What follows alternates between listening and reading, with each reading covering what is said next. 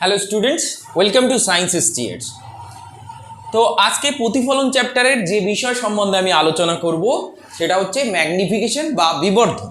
সেই বিবর্ধন কয় প্রকার এবং তাদের মধ্যে কেমন ধরনের রিলেশন থাকতে পারে সেটি আমি মূলত এই ভিডিওতে আলোচনা করতে চলেছি। তো এটা খুব একটা ইম্পর্টেন্ট টপিক তোমাদের প্রতিফলন চ্যাপ্টারের, তো খুব ভালো করে জিনিসটাকে বুঝবে। তো প্রথম বোঝার বিষয় এখানে যেটা রয়েছে সেটা হচ্ছে ম্যাগনিফিকেশনটা কি। এখানেই তোমাদের একটা ভ্রান্ত ধারণা কিন্তু অলরেডি আছে। কীরকম? দেখো, ম্যাগনিফিকেশন মানে আমরা বাংলায় বলি কি বিবর্ধন। বিবর্ধন কথাটা বলার অর্থই হচ্ছে আমাদের প্রথমেই মনে একটা বিশ্বাস জন্মাবে যে বাড়িয়ে চড়িয়ে কিছু একটা করা বা কোনো একটা কিছু যেন আরও বড় হয়ে যাচ্ছে। কিন্তু ম্যাগনিফিকেশন বা বিবর্ধন বলতে এই প্রতিফলনের চ্যাপ্টারে বা আমরা আলোর জিওমেট্রিক্যাল অপটিক্সে জ্যামিতিক আলোকবিদ্যায় আমরা যে ম্যাগনিফিকেশন বা বিবর্ধন পড়ছি সেটা হচ্ছে প্রতিবিম্বের সঙ্গে বস্তুর তুলনা বা বস্তুর সঙ্গে প্রতিবিম্বের তুলনা। তার মানে কোনো একটা প্রতিবিম্বের আকৃতি কেমন আছে, সেই প্রতিবিম্বের আকৃতি বস্তুর আকৃতি কেমন আছে এবং সেই বস্তুর ভিত্তিতে তার প্রতিবিম্বের আকৃতি কেমন হবে। আকৃতি বলতে একটা বিস্তৃত বস্তু হলে তার ক্ষেত্রে কি দৈর্ঘ্য, প্রস্থ, উচ্চতা থাকবে, তাই তো? তাহলে সেক্ষেত্রে আমরা যেমন এখানে এই যে বইটা রেখেছি, দেখো একটা বই রেখেছি আমরা যেটা আকৃতিতে একটু বড়। এই বইটার ক্ষেত্রে তোমরা যদি খেয়াল করো তাহলে দেখবে যে এর একটা উচ্চতা আছে, তেমনভাবে এর একটা দৈর্ঘ্য আছে, ঠিক তেমনভাবে এর একটা প্রস্থও আছে। এখন এই বইটা মনে করো এখানে একটা অবতল দর্পণ রাখা হলো, ঠিক চিত্রটা আমি এখানে এঁকেছি। দেখো এই এ ড্যাশ বিন্দুতে মনে করো, মানে এ বিন্দুতে মনে করো এই বইটাকে রাখা রয়েছে। এখানে চিত্রটা আমি একটা রেখা দ্বারা এঁকেছি, কিন্তু ধরো বইটা ওই রকম একটা পজিশনে রাখা রয়েছে, এই বড় বইটা। তাহলে দেখো এখানে আমরা কি দেখলাম, এই বইটার একটা মানে এই যে বস্তুটার একটা ক্ষুদ্র প্রতিবিম্ব, আকৃতিতে অপেক্ষাকৃত ক্ষুদ্র একটা প্রতিবিম্ব এখানে তৈরি হয়েছে।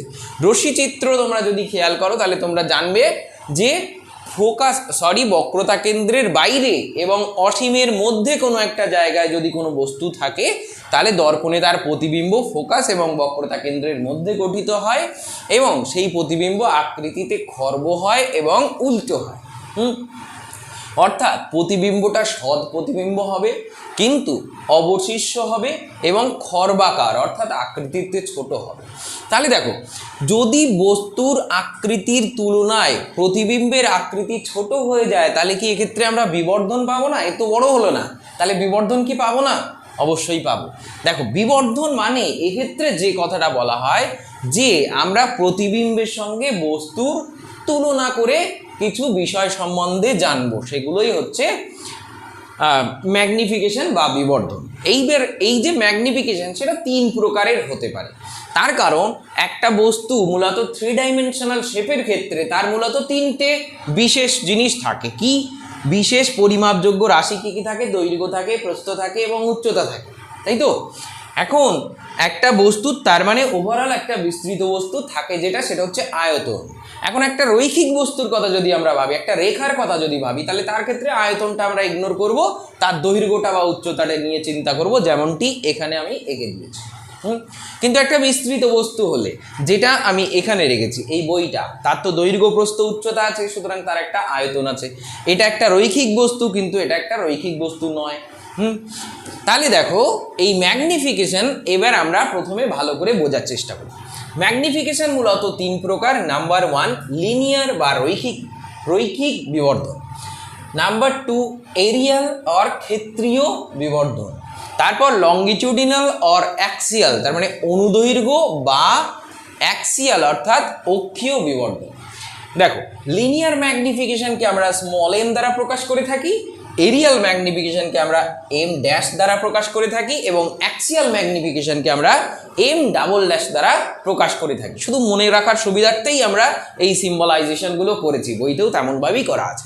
দেখো, লিনিয়ার ম্যাগনিফিকেশন কি বলা হচ্ছে, খুব ইম্পর্টেন্ট এই সংজ্ঞাটা ভালো করে বোঝা। দেখো, বলছে যে কোনো একটা দর্পণের সামনে যখন কোনো বস্তুকে রাখা হবে, সেই বস্তুকে কেমনভাবে রাখা হবে সেইটা হচ্ছে প্রথম প্রশ্ন। তাহলে প্রথম প্রশ্ন কি বললাম? দর্পণের সামনে বস্তুকে রাখতে গেলে বস্তুকে কেমনভাবে রাখবো। তাহলে এই যে বস্তুটা প্রাথমিকভাবে আমরা বি ঘোষের একটা বই ইলেকট্রিসিটি ম্যাগনেটিজমের বই আমরা এখানে রেখে দিয়েছি। এই যে বইটা, এই বইটাকে আমরা একটা বিস্তৃত বস্তু ভাবছি যার দৈর্ঘ্য প্রস্থ উচ্চতা সবই রয়েছে, কিন্তু এই যে বস্তুটার দৈর্ঘ্য সেটা কোন বরাবর রয়েছে বলো তো? সেটা রয়েছে এই কিনারাটাকে যদি আমরা অক্ষ ভাবি, এই যে আমরা টেবিলটা ইউজ করছি তার কিনারাটাকে যদি আমরা অক্ষ ভেবে নিই, কোন অক্ষটা? এই যে প্রধান অক্ষটা। আর এই যে এখানে মনে করি দর্পণটা রয়েছে, তাহলে এটা কি হলো? দর্পণের সামনে রাখা বস্তু। এইবার এই বস্তুর ক্ষেত্রে অ্যানালিসিস করলেই আমরা এই তিনটে ম্যাগনিফিকেশনের রিলেশন অটোমেটিক পেয়ে যাব। দেখো, এই যে বস্তুটা নিলাম, সেই বস্তুটার অক্ষ বরাবর কোনটা রয়েছে বলো তো? দৈর্ঘ্য, প্রস্থ না উচ্চতা? অক্ষ বরাবর, অর্থাৎ এটা যদি আমরা এক্স অক্ষ মনে করে নিই, তাহলে এক্স অক্ষ বরাবর এই বইয়ের দৈর্ঘ্য আছে না প্রস্থ আছে না উচ্চতা আছে? ভালো করে ভাবনা চিন্তা করো। দেখো রয়েছে কোনটা? এইটা কি বলেছিলাম? দৈর্ঘ্য। আর এদিক বরাবর আড়াআড়িভাবে যেটা রয়েছে সেটা প্রস্থ। এখন বলছি যে এক্স অক্ষের সঙ্গে আড়াআড়িভাবে যেটা রয়েছে সেটা প্রস্থ। তার মানে বলতে পারি না যে প্রস্থটা এখানে এক্স অক্ষের সঙ্গে লম্বভাবে আছে? তাহলে প্রস্থটা এক্স অক্ষের সঙ্গে কিন্তু লম্বভাবে আছে, এই বইটার ক্ষেত্রে বলছি। আবার এই যে উচ্চতা, সেটাও এক্স অক্ষের সঙ্গে কেমনভাবে রয়েছে? সেটাও এক্স অক্ষের সঙ্গে লম্বভাবে রয়েছে। তার মানে বুঝলাম এই বিস্তৃত বস্তুর দৈর্ঘ্য এবং এই বিস্তৃত বস্তুর যে প্রস্থ এবং উচ্চতা সেটা এই অক্ষের সঙ্গে লম্বভাবে রয়েছে না? দৈর্ঘ্যটা লম্বভাবে নেই, কিন্তু দৈর্ঘ্যটা কি অক্ষ বরাবর আছে। তাহলে দেখো, এই বইটার ক্ষেত্রেই আমি যদি উদাহরণ দিই, এই বইটার ক্ষেত্রেই যদি আমরা উদাহরণ দিই, তাহলে আমরা বলতে পারি না যে দৈর্ঘ্য অর্থাৎ লেন্থ কোন বরাবর আছে? অক্ষ। আমি যদি অক্ষ বরাবর লিখি, অক্ষ বরাবর কোন অক্ষ? এক্স অক্ষ। তাহলে এক্স অক্ষ বরাবর আছে কিন্তু। তাহলে এই বইটা লেন্থের কথা বলে দিলাম।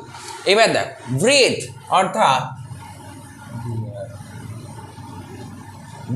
অর্থাৎ প্রস্থ। প্রস্থ কোন বরাবর রয়েছে বলো তো? দেখো, প্রস্থ অক্ষের সঙ্গে লম্বভাবে রয়েছে না? অক্ষের সঙ্গে লম্বভাবে রয়েছে না? তাহলে পারপেন্ডিকুলার টু অ্যাক্সিস। তাহলে অক্ষের সঙ্গে লম্ব। তাহলে অক্ষের সঙ্গে কিভাবে আছে? লম্বভাবে আছে। আবার হাইট অর্থাৎ উচ্চতা, তাহলে হাইট অর্থাৎ উচ্চতা সেটাও কি রয়েছে? অক্ষের সঙ্গে লম্বভাবে রয়েছে, তাই তো? তার মানে দেখলাম এই বিস্তৃত বস্তুর ক্ষেত্রে এর দুটো জিনিস অর্থাৎ ব্রেথ এবং হাইট সেটা অক্ষের সঙ্গে লম্বভাবে রয়েছে, কিন্তু লেন্থ অক্ষ বরাবর আছে। এবার দেখো, মনে করো এই যে বইটা নিলাম আমি প্রথমে, যে বড় বইটা নিলাম বি ঘোষের বই, সেই বইটা এখন এই যে অবতল দর্পণে আমরা কি দেখেছিলাম? যে অবতল দর্পণে বস্তুর খর্বাকৃতি প্রতিবিম্ব তৈরি হয় এবং উল্টো প্রতিবিম্ব তৈরি হয়। তা আমি সুবিধার্থে ধরে নিলাম যে এই যে বইটা তার প্রতিবিম্ব তৈরি হয়েছে এই যে ডায়েরিটা। তাহলে প্রতিবিম্ব যদি এই ডায়েরিটা হয়ে থাকে, তাহলে এবার দেখো এই ডায়েরিটার দৈর্ঘ্য কি? এই ডায়েরিটার দৈর্ঘ্য পরিবর্তন হয়েছে না? এই ডায়েরিটার দৈর্ঘ্য কমে গিয়েছে, কারণ বইয়ের তুলনায় ডায়েরিটার আমরা কি দেখছি? দৈর্ঘ্য একটুখানি ছোট। তাহলে আমরা বুঝলাম যে ডায়েরিটা দৈর্ঘ্যে ছোট হয়েছে। আবার ডায়েরিটা দেখো প্রস্থেও ছোট হয়েছে, আবার ডায়েরিটা দেখো উচ্চতায়ও ছোট হয়ে গেছে। তার মানে বুঝলাম যে অবতল দর্পণের সামনে এই বি ঘোষের বড় বইটা রাখার ফলে তার যে প্রতিবিম্ব, সেই প্রতিবিম্বটা আকৃতিতে ছোট হয়ে গেছে। এখন আকৃতিতে ছোট হওয়ার ফলে তার দৈর্ঘ্য, প্রস্থ, উচ্চতা সবগুলোই কমে গেছে, তাই তো? এবার দেখো, দৈর্ঘ্য যেটা বাড়া কমা হবে সেটা কোন বরাবর হবে বলো তো? সেটা এই টেবিলের কিনারা বরাবর হবে না, অর্থাৎ অক্ষ বরাবর হবে। তার মানে দৈর্ঘ্যের যে পরিবর্তন আমি কেন বলছি? বাড়া কমা হতে পারে। এক্ষেত্রেও যে উদাহরণটা দিচ্ছি তাতে কমেছে, তাই মানে বস্তুর পজিশন কোথায় রাখবো সেই অনুসারে আমরা জানি প্রতিবিম্বের আকৃতি চেঞ্জ হয়। তো দেখো, এই যে বস্তুটা দৈর্ঘ্য বরাবর পরিবর্তন হচ্ছে, তাই তো? দৈর্ঘ্য বরাবর পরিবর্তন হচ্ছে, অর্থাৎ বস্তুটাকে দৈর্ঘ্য বরাবর রাখা হয়েছে, তার প্রতিবিম্বের দৈর্ঘ্য বরাবর পরিবর্তন হচ্ছে। এক্ষেত্রে যে বিবর্ধনটা আমরা খুঁজে পাবো সেটা হচ্ছে অ্যাক্সিয়াল ম্যাগনিফিকেশন। আর বাকি দুটো দেখো অক্ষের সঙ্গে লম্বভাবে পরিবর্তন হচ্ছে। এক্ষেত্রে এই বইয়ের উচ্চতা এবং এই বইয়ের প্রস্থ দুটোই অক্ষের সঙ্গে লম্বভাবে রয়েছে, তাই ওদের যে প্রতিবিম্ব তৈরি হবে তারও উচ্চতা এবং প্রস্থ সেটা অক্ষের সঙ্গে লম্বভাবে পরিবর্তিত হবে, তাই তো? এটাও অক্ষের সঙ্গে লম্বভাবে থাকা, তাই তো? অক্ষের সঙ্গে 90 ডিগ্রি থাকা মানেই লম্বভাবে থাকা। তাহলে যদিও এরকমভাবেও থাকে তাহলেও তো এই কোণটা 90 ডিগ্রি, আবার যদিও এরকমভাবে থাকে তাহলেও তো এই কোণটা 90 ডিগ্রি। তাহলে আমরা বুঝলাম কি, যে অক্ষের সঙ্গে লম্বভাবে থাকতে গেলে ওর উচ্চতাটাও যদি আমরা দেখি সেটাও লম্বভাবে রয়েছে, আবার প্রস্থটাও যদি দেখি সেটাও অক্ষের সঙ্গে লম্বভাবে আছে বলে আমরা ধরতে পারি। এবার লিনিয়ার ম্যাগনিফিকেশনের সংজ্ঞাটা দেখি। বলছে যদি কোনো বস্তু দর্পণের প্রধান অক্ষের সাপেক্ষে প্রধান অক্ষের সঙ্গে লম্বভাবে থাকে, প্রধান অক্ষের সঙ্গে লম্বভাবে যদি কোনো বস্তু থাকে, মানে কোনো বস্তুর দৈর্ঘ্য থাকে বা প্রস্থ থাকে বা যা কিছুই থাকে, প্রধান অক্ষের সঙ্গে লম্বভাবে যদি বস্তুটাকে রাখা হয় তাহলে প্রতিবিম্বের সেই দৈর্ঘ্য বা সেই উচ্চতা, এক্ষেত্রে আমরা যে উদাহরণটা দিচ্ছিলাম সেটা হচ্ছে সেই প্রস্থ বা উচ্চতা, তাই তো? তাহলে প্রস্থ মাপা মানে সেও তো আসলে একটা লেন্থ মাপা, তাই না? তার মানে কি বললাম, যে কোনো বস্তু যদি প্রধান অক্ষের সঙ্গে কোনো বস্তু যদি বিস্তৃত বস্তু হয় তাহলে তার যে অংশ উচ্চতা দৈর্ঘ্য প্রস্থ যার মধ্যে যারা প্রধান অক্ষের সঙ্গে লম্বভাবে আছে তাদের কথাই বলছি কিন্তু। আর রৈখিক বস্তুর ক্ষেত্রে যদি আমরা দেখি, এইটা যদি ধরো একটা রৈখিক বস্তু, একটা রেখার মতো, ঠিক আছে? তাহলে তার ক্ষেত্রে কি প্রধান অক্ষের সঙ্গে লম্বভাবে থাকা বলতে এই যে অক্ষের উপরে লম্বভাবে থাকলো, অথবা এই যে অক্ষের সঙ্গে লম্বভাবেই থাকলো কিন্তু অন্যভাবে থাকলো। এখানে দেখো অ্যালং ওয়াই অ্যাক্সিস বরাবর ও ছিল, এখানে একটা অন্য অ্যাক্সিস বরাবর থাকলো, বা এইটা আমরা জেড অ্যাক্সিস বলে মনে করতে পারি এই দিক বরাবর, তখন এটা ওয়াই অ্যাক্সিস মনে করতে পারি আর এটা এক্স অ্যাক্সিস মনে করতে পারি। তাহলে দেখো লিনিয়ার ম্যাগনিফিকেশন কি বলে, যে কোনো বস্তুর দৈর্ঘ্য বা মানে কোনো বস্তুর প্রতিবিম্বের দৈর্ঘ্য বা উচ্চতা বাই বস্তুর দৈর্ঘ্য বা উচ্চতা, কি বললাম, প্রতিবিম্বের দৈর্ঘ্য বা উচ্চতা বাই বস্তুর দৈর্ঘ্য বা উচ্চতা, সেটাকেই আমরা বলি ম্যাগনিফিকেশন। দেখো এক্ষেত্রে একটা রৈখিক বস্তু যদি আমরা ধরে নিই তাহলে সেই রৈখিক বস্তুর ক্ষেত্রে ম্যাগনিফিকেশনটা আমরা হিসাব করে দেখি। মনে করো যে এই যে বস্তুটা ছিল তার দৈর্ঘ্য ছিল এ ড্যাশ, রৈখিক বস্তু সে কেমনভাবে রাখা ছিল, দেখো প্রধান অক্ষের সঙ্গে লম্বভাবে রাখা ছিল, তাহলে লম্বভাবে রাখা বস্তুর যে রৈখিক বিবর্ধন সেটা আমরা জানতে চাই। তাহলে কি বললাম, রৈখিক বিবর্ধন মানে হচ্ছে প্রতিবিম্বের দৈর্ঘ্য বাই বস্তুর দৈর্ঘ্য। তাহলে প্রতিবিম্ব কত দৈর্ঘ্যের, বি ড্যাশ দৈর্ঘ্যের, তাহলে প্রতিবিম্বের দৈর্ঘ্য বাই বস্তুর দৈর্ঘ্য, তাহলে প্রতিবিম্ব দৈর্ঘ্য বাই বস্তুর দৈর্ঘ্য, এই যে অনুপাত, ঠিক আছে, সেই অনুপাতটাকেই আমরা কি বলি, বা প্রতিবিম্বের উচ্চতা, তুমি যদি এটা এইচ উচ্চতা ধরে নাও আর এটা যদি এইচ ড্যাশ ধরে নাও, তাহলে সেক্ষেত্রে তুমি এটাও বলতে পারবে যে এইচ ড্যাশ অর্থাৎ প্রতিবিম্বের উচ্চতা বাই বস্তুর উচ্চতা, কত ধরে নিয়েছো, এইচ ধরে নিয়েছো, তাহলে প্রতিবিম্বের উচ্চতা বাই বস্তুর উচ্চতা, সেটাকেই আমরা কি বলবো, রৈখিক বিবর্ধন বা লিনিয়ার ম্যাগনিফিকেশন। তাহলে বুঝে গেলে যে রৈখিক বিবর্ধন বা লিনিয়ার ম্যাগনিফিকেশন কি হয়। লিনিয়ার ম্যাগনিফিকেশন বা রৈখিক বিবর্ধন হলো প্রতিবিম্বের দৈর্ঘ্য আর বস্তুর দৈর্ঘ্যের অনুপাত, বা প্রতিবিম্বের উচ্চতা আর বস্তুর দৈর্ঘ্যের অনুপাত। এই যে বিস্তৃত বস্তুটা আমরা উদাহরণ দিচ্ছিলাম তার সাপেক্ষে যদি তুমি চিন্তা করো, তাহলে এর যে প্রতিবিম্বের যে মানে প্রস্থ বাই বস্তুর প্রস্থ সেটাও কিন্তু অনুদৈর্ঘ্য বিবর্ধনের মধ্যে পড়ে, আবার প্রতিবিম্বের উচ্চতা বাই বস্তুর উচ্চতা সেটাও কিন্তু অনুদৈর্ঘ্য বিবর্ধনের মধ্যেই পড়ে। তাহলে বুঝে গেলে নিশ্চয়ই।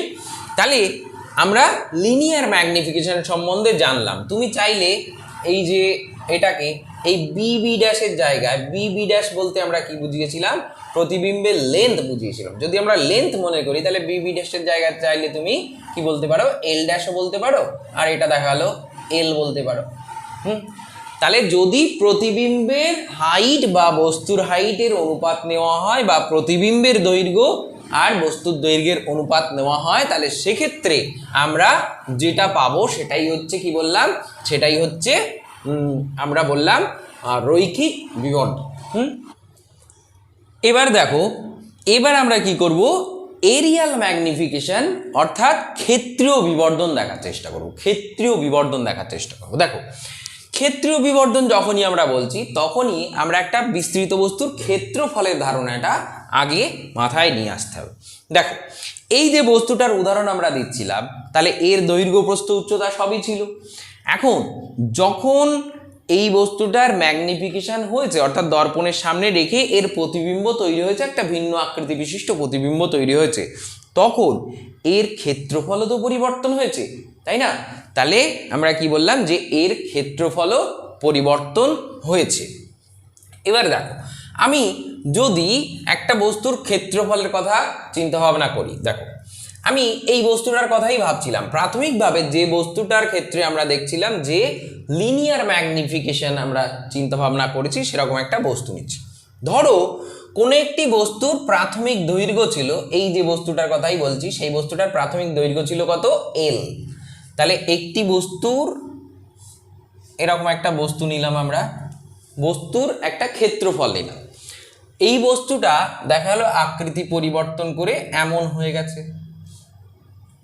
তাহলে আমরা কি বলছি, যে এর দৈর্ঘ্য পরিবর্তন হয়েছে এবং উচ্চতা পরিবর্তন হয়েছে, তাই তো? তাহলে এই যে বস্তুটার দৈর্ঘ্য এবং উচ্চতার পরিবর্তন হলো,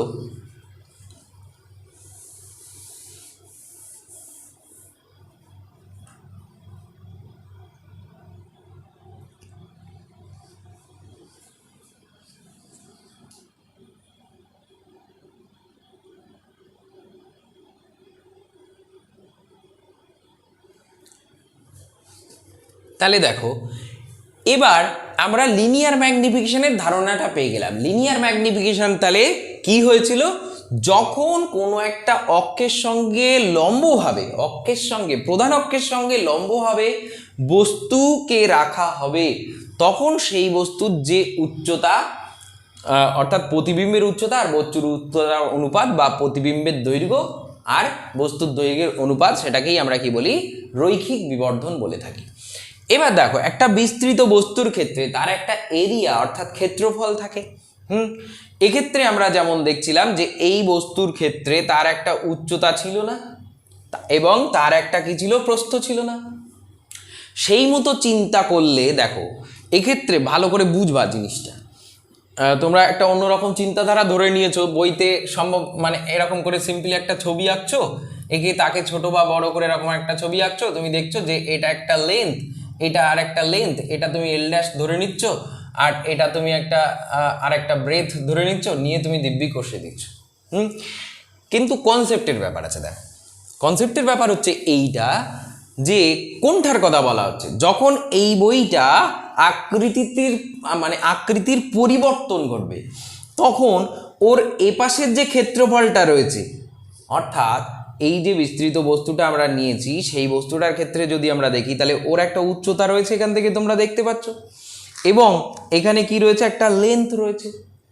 এইবার তুমি নাও, এই যে বস্তুটার ক্ষেত্রে তুমি ধরে নাও যে এর লেন্থ এল, ভালো করে বুঝো, এর লেন্থ কি বললাম, এল বললাম, আর এর ব্রেথ বি বললাম, প্রস্থ কি বলেছি, বি বলেছি, প্রাথমিকভাবে বস্তুর ক্ষেত্রে বলছি, আর এর যে হাইট সেটা আমরা এইচ বলেছি।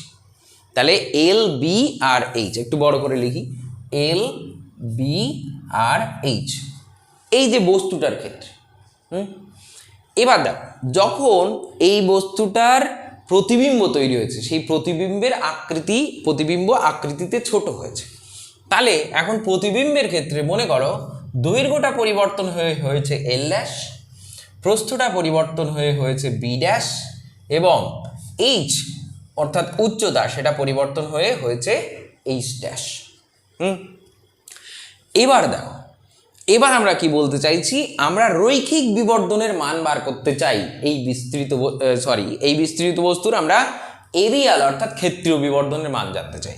তাহলে এর ক্ষেত্রীয় বিবর্ধন মানে কি, ক্ষেত্রফলের বিবর্ধন। তোমরা জানো ক্ষেত্রীয় বিবর্ধন মানে কি, ক্ষেত্রফলের বিবর্ধন, তাই তো? এখন দেখো ক্ষেত্রফল মানে কোন ক্ষেত্রফলের বিবর্ধনের কথা আমরা ভাববো, কোন ক্ষেত্রফলের বিবর্ধনের কথা ভাববো? এই যে বইটার কথা তুমি ভাবছো, সেই বইয়ের একটা পৃষ্ঠতলের ক্ষেত্রফল আছে না, আর একটা পার্শ্বতলের ক্ষেত্রফল আছে না? তাহলে পার্শ্বতলেও তো একটা ক্ষেত্রফল আছে, আবার পৃষ্ঠতলেও তো একটা ক্ষেত্রফল আছে। এই যে পৃষ্ঠতলের ক্ষেত্রফল আর এটা হলো পার্শ্বতলের ক্ষেত্রফল। তাহলে আমরা কোন ক্ষেত্রফলটাকে নেব?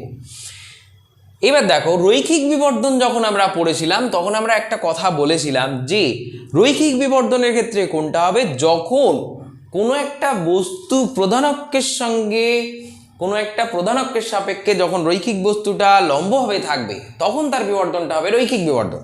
তাহলে এখানে যে দৈর্ঘ্য, এই যে আমরা দৈর্ঘ্যটা দেখছি, অক্ষ বরাবর দৈর্ঘ্যটা বিস্তৃত, এবং এই যে দৈর্ঘ্যটা দেখছি সেই দৈর্ঘ্যটা তো অক্ষ বরাবর রয়েছে, অক্ষর সঙ্গে লম্বভাবে নেই। তাহলে এই দিককার যে বিবর্ধনটা হবে সেটা তো রৈখিক বিবর্ধন নয়। সেটা তাহলে কি বিবর্ধন? সেটা তাহলে লঙ্গিটিউডিনাল অর অ্যাক্সিয়াল ম্যাগনিফিকেশন। কিন্তু এর উচ্চতার বা এর প্রস্থের যে পরিবর্তন হবে সেটা কি? সেটা হচ্ছে লিনিয়ার ম্যাগনিফিকেশন। তাহলে এবার এক্ষেত্রে লিনিয়ার ম্যাগনিফিকেশনের মান যদি আমরা বার করতে চাই, তাহলে দেখো প্রথমে আমরা দেখলাম কি যে প্রাথমিকভাবে লেন্থ ছিল এল, পরে লেন্থ হলো কি এল ড্যাশ, ব্রেথ ছিল বি, পরে ব্রেথ হলো কি বি ড্যাশ, হাইট ছিল এইচ, পরে হাইট হলো এইচ ড্যাশ। তাহলে এক্ষেত্রে দেখো আমরা যদি বলি যে এম ইকুয়াল টু কত হবে, তাহলে আমরা রৈখিক বিবর্ধনের সংজ্ঞা অনুসারে যেহেতু এই যে প্রস্থটা সেটা কি রয়েছে, এই যে অক্ষ রয়েছে সেই অক্ষর সঙ্গে লম্বভাবে রয়েছে, তাই না? তাহলে এর ক্ষেত্রে একটা রৈখিক বিবর্ধনের মান পাওয়া যাবে। সেই রৈখিক বিবর্ধনের মান কত হবে? বি ড্যাশ বাই বি, প্রতিবিম্বের প্রস্থ বাই বস্তুর প্রস্থ। এখন দেখো প্রস্থর কথা বলছি, বইতে সেটাই দৈর্ঘ্য বলে লেখা রয়েছে, কিন্তু প্রস্থ মাপতে গেলে তোমার তো পরিমাপটা বসাতে হবে। তাহলে সেটাও তো আসলে একটা সেটাও তো আসলে একটা কি, সেটাও তো আসলে একটা দৈর্ঘ্য, সেই সেন্সে কিন্তু দৈর্ঘ্য বলা রয়েছে। কিন্তু এই দৈর্ঘ্যটা তুমি যে পরিমাপ করবে সেই পরিমাপটা কিন্তু তোমার কীরকম ভাবে করতে হবে? অক্ষের সঙ্গে লম্বভাবে রেখে করতে হবে। কনফিউশনটা এই জায়গায় হয়। তো দেখো এরপর তুমি আবার একইভাবে বলা ছিল লিনিয়ার ম্যাগনিফিকেশন মানে আবার আমরা হাইটের ম্যাগনিফিকেশনও বলতে পারি। তাহলে এক্ষেত্রে হাইটের ম্যাগনিফিকেশন কতটা হলো? এইচ ড্যাশ বাই এইচ হলো না? তাহলে সেটাও তো এম। তার কারণ বলা হয়েছিল যে কোনো একটা রৈখিক বস্তু যদি প্রধান অক্ষের সঙ্গে লম্বভাবে থাকে তাহলে তার যদি আমরা প্রতিবিম্বের উচ্চতা বা এই দৈর্ঘ্যের উচ্চতা করি তাহলে সেটাও লিনিয়ার ম্যাগনিফিকেশন, এবং তার যে প্রতিবিম্বের দৈর্ঘ্য বা এই বস্তুর দৈর্ঘ্য করি তাও লিনিয়ার ম্যাগনিফিকেশন। তাই এই দুটোই হলো এখানে লিনিয়ার ম্যাগনিফিকেশন। বুঝলাম? এবার এই যে বি এবং এইচ মিলে যে তল তৈরি হয়েছিল, অর্থাৎ এই যে ব্রেথ এই দিক বরাবর প্রস্থ ছিল আর এই দিক বরাবর হাইট ছিল, এই নিয়ে যে তলটা তৈরি হয়েছিল সেই তলটা কোনটা বলো তো? এই তলটা তৈরি হয়েছিল না? তাহলে এই যে তল, সেই তলের ক্ষেত্রফল কত ছিল বলো তো? সেই তলের প্রাথমিক ক্ষেত্রফল তুমি ধরে নাও এ ছিল। তাহলে যদি সেই তলের প্রাথমিক ক্ষেত্রফল তুমি এ ধরে নাও তাহলে তুমি বলতে পারবে না যে এ ইকুয়াল টু কি বি ইন্টু এইচ, এটা বলতে পারবে?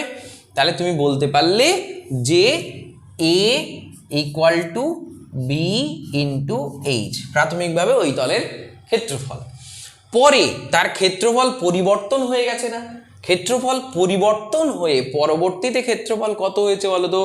পরবর্তীতে ক্ষেত্রফল হয়েছে A dash is equal to L dash into L dash নয় সরি আমরা বি ড্যাশ ধরেছি, তাহলে B dash into H dash. এটা হয়েছে না? প্রথমে বি ইন্টু এইচ ছিল, পরে B dash into H dash হয়েছে, তাই তো?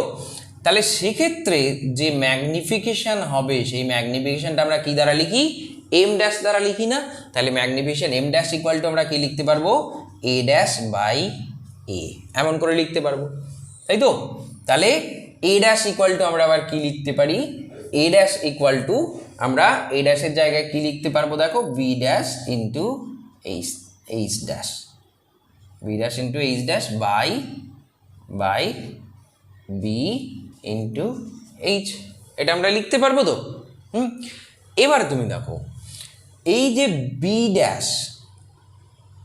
ড্যাশ ইকুয়াল টু আমরা কি লিখতে পারি, এম বি লিখতে পারি না? তাই আমরা কি করলাম, জাস্ট এই জায়গাটা একটু রিপ্লেস করে বি ড্যাশের জায়গায় কি লিখলাম, এখান থেকে বি ড্যাশ ইকুয়াল টু আমরা এম ইন্টু বি লিখতে পারি না, তাই এটা লিখলাম এম বি। তাহলে M B into H dash, তাই তো? বাই এখানে কি লিখলাম দেখো, এইচ ড্যাশ ইকুয়াল টু লিখলাম M H dash equal to কি লিখলাম, এখান থেকে আমরা এইচ ড্যাশ ইকুয়াল টু কি লিখতে পারি, এম ইন্টু এইচ লিখতে পারি না? তাহলে দেখো এইচ ড্যাশ ইকুয়াল টু আমরা কি লিখতে পারি, এম ইন্টু এইচ, এটার থেকে আমরা লিখতে পারি তো? বাই আমরা কি লিখলাম, বি ইন্টু এইচ। তাহলে দেখো এই এইচ কেটে গেল, বি কেটে গেল, কেটে গেলে এইটা ইকুয়াল টু আমরা কি লিখতে পারলাম, এম স্কোয়ার লিখতে পারলাম না, তাই তো? তাহলে আমরা প্রমাণ করে ফেললাম যে M dash equal to M square হয়। অর্থাৎ আমরা যেটা বুঝলাম সেটা হচ্ছে যে ক্ষেত্রীয় বিবর্ধন ইজ ইকুয়াল টু রৈখিক বিবর্ধনের স্কোয়ার। তাহলে দেখো তোমরা যে জিনিসটা আমি এত সময় বোঝালাম যে এরিয়াল ম্যাগনিফিকেশন, সেই এরিয়াল ম্যাগনিফিকেশন তোমরা হয়তো ভাবছো যে না বোধহয় অতিরিক্ত বেশি বোঝানো পড়ে যাচ্ছে। দেখো কনসেপ্ট জিনিসটা হচ্ছে কি, যে প্রথম থেকে ক্লিয়ারভাবে তোমাদের এগোতে হবে, তা না হলে পরবর্তীতে এই ছোট ছোট কনসেপ্টগুলোর ত্রুটির কারণে তোমার পরবর্তীতে এই কনসেপ্টগুলোই মানে এই ত্রুটিগুলোই কিন্তু ম্যাগনিফিকেশন হবে। সেই তথাকথিত ম্যাগনিফিকেশন, যেটার মানে তুমি জানো বিবর্ধিত হবে, অর্থাৎ পরপর বেড়ে যাবে। তার জন্যই এই কনফিউশনগুলো কিন্তু আগে দূর করতে হবে। আমরা সম্পর্কটা করছি রৈখিক বিবর্ধনের সঙ্গে, আমরা সম্পর্ক বার করছি কার, এরিয়াল বা ক্ষেত্রীয় বিবর্ধনের। তাহলে ক্ষেত্রীয় বিবর্ধনের সঙ্গে আমরা সম্পর্ক বার করছি রৈখিক বিবর্ধনের, সেই জন্য আমরা যা কিছু ইউজ করব সেটা কিন্তু রৈখিক বিবর্ধনকে ইউজ করেই ক্ষেত্রীয় বিবর্ধনকে বার করতে হবে, তাই তো? এখন রৈখিক বিবর্ধনে কিন্তু বলাই ছিল যে যখন কোনো একটা বস্তুকে প্রধান অক্ষের সঙ্গে লম্বভাবে রাখা হবে, তাহলে এই যে বস্তুটা রাখা হলো সেই বস্তুটা প্রধান অক্ষের সঙ্গে লম্বভাবে রাখার অর্থ কি, বস্তুটা এই যে বিস্তৃত বস্তু তো এটা, তাহলে এর প্রস্থটা আমরা প্রধান অক্ষের সঙ্গে লম্বভাবে রেখেছি, এই বস্তুটা যেমনভাবে রেখেছি এইটাই যদি অক্ষ হয় প্রধান অক্ষ, তাহলে এর প্রস্থ বরাবর এ কিন্তু অক্ষের সঙ্গে লম্বভাবে আছে। আবার উচ্চতা বরাবর যদি ভাবি তাহলে অক্ষের সঙ্গে লম্বভাবে আছে, কিন্তু যদি এর দৈর্ঘ্য বরাবর ভাবি কিন্তু অক্ষের সঙ্গে লম্বভাবে নেই।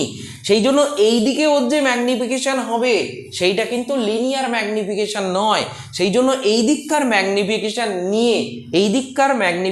নিয়ে অর্থাৎ এলকে নিয়ে আমি কিন্তু এখানকার যে এরিয়াল ম্যাগনিফিকেশন সেটা বার করিনি। সিম্পলি তোমাদের বইতে যেটা থাকবে তাতে তোমাদের সিম্পল কনফিউশন এইটা হবে, তুমি জানবে সিম্পলি একদম সহজ জিনিস, যেটা একটা এরকম করে একটা বস্তু থাকবে, সেই বস্তুর এটা কি থাকবে, একটা দৈর্ঘ্য থাকবে এল, আর এটা কি থাকবে, বস্তুর উচ্চতা থাকবে। তাহলে আমি দৈর্ঘ্য ইন্টু উচ্চতা করলে তাতে কি পাবো, এই যে ক্ষেত্রফলটা পেয়ে যাবো। কোন ক্ষেত্রফলটা পাবে, এই ক্ষেত্রফলটা পেয়ে যাবে, তাই তো?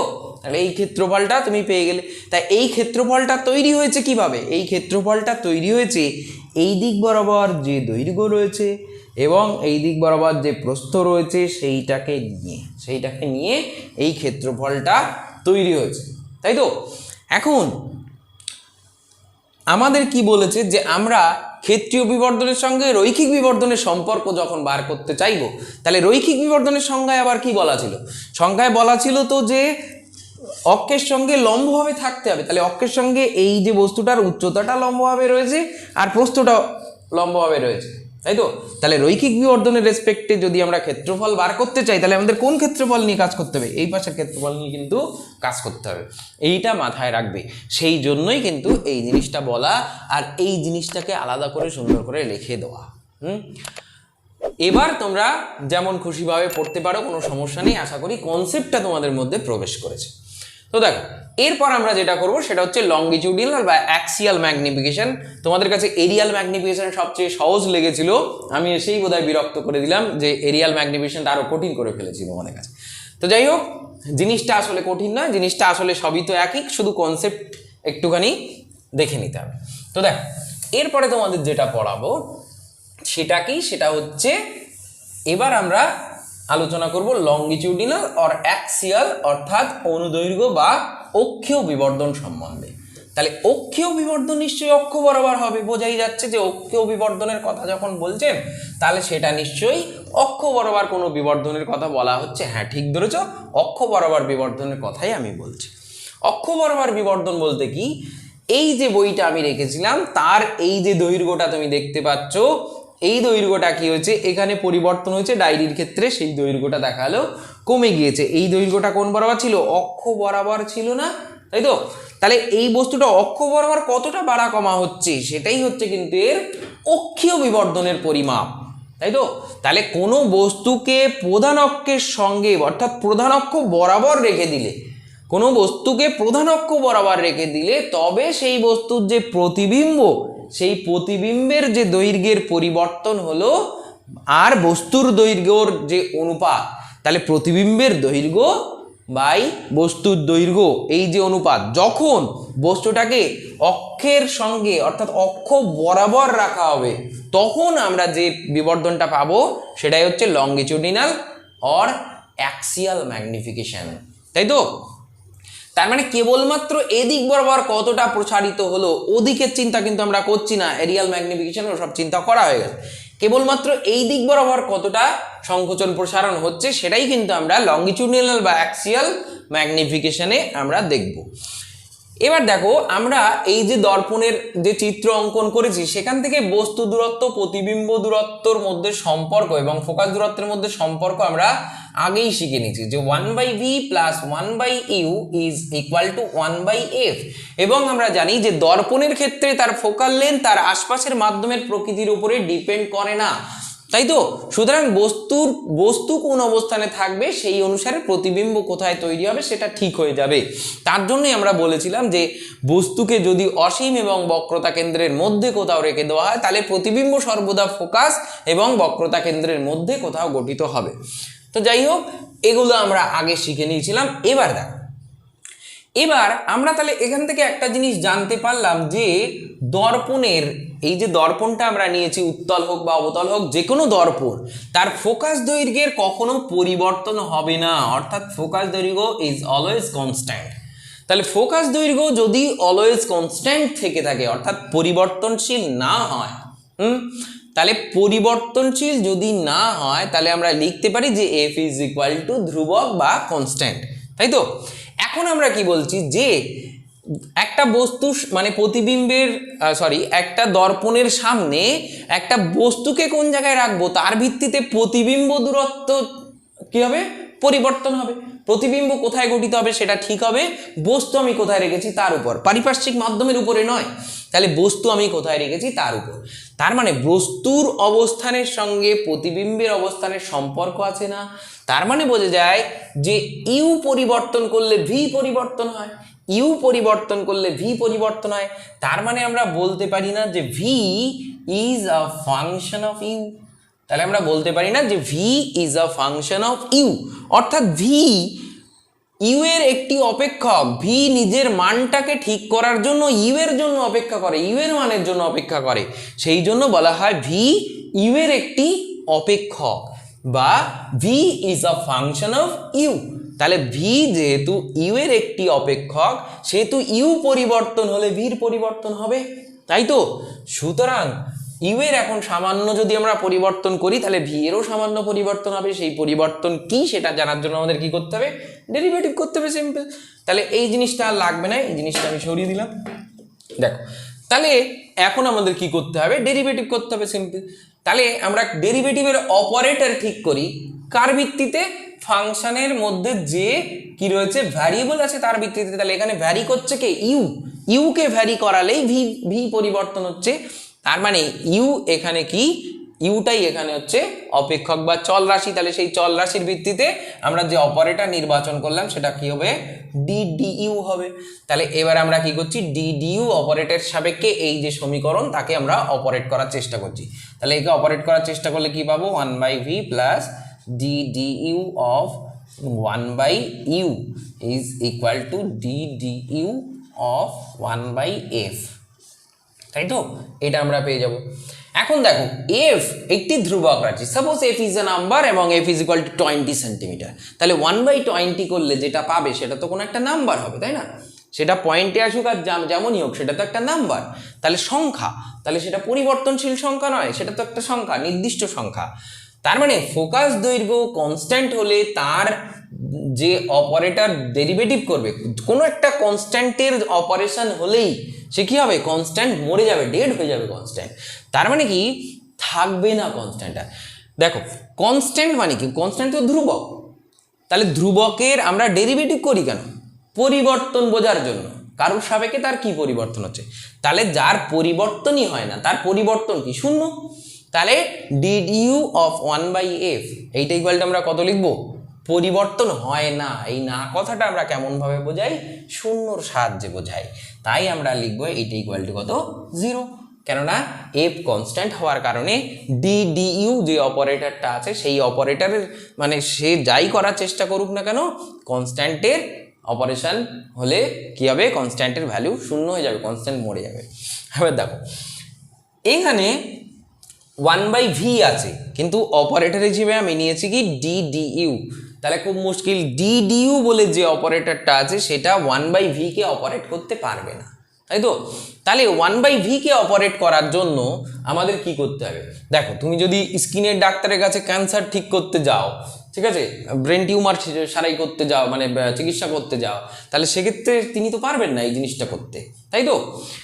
এখন দেখো মানে প্রত্যেকের একটা স্পেশালাইজেশন আছে, আর বিশেষ স্পেশালাইজেশন আছে, তাহলে সেই স্পেশালাইজড ব্যাপারটার দিকে আমাদের খেয়াল রেখে এই যে 1/v তাকে অপারেট করার জন্য আমাদের কি আনতে হবে, ফাংশন হিসেবে আনতে হবে ddv কে।